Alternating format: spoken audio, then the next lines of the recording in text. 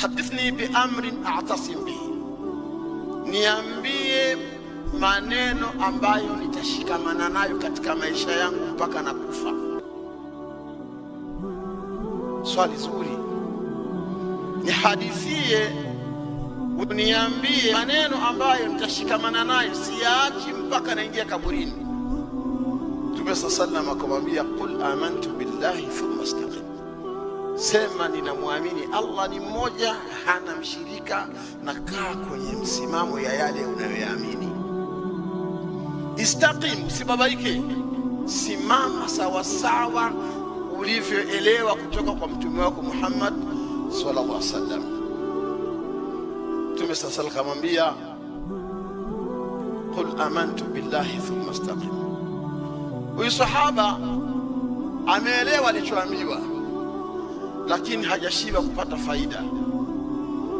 Akamwambia Rasulullah, ma akhwafu ma takhafu alayya, ewe mjumbe wa Allah, umeshanambia nisimame sawa sawa, kitu gani unanihofia mimi kinaweza kuniangamiza katika hii dunia?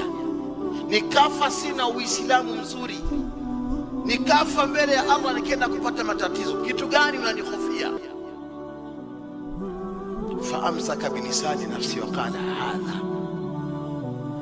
Mtume akamwambia, akashika ulimi wake akamwambia, ninachokuhofia wewe ni ulimi wako. Kufu alayka lisanaka, jiziwilie ulimi wako.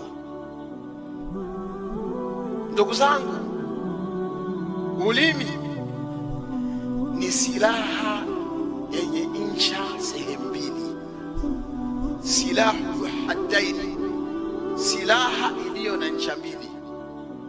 Ukiutumia vizuri, kwa Kiswahili cha waungwana, utapasua. Ukiutumia vibaya, ulimi utazama. Unaanza kuzama hapa duniani kabla ya kuzama mbele ya Allah subhanahu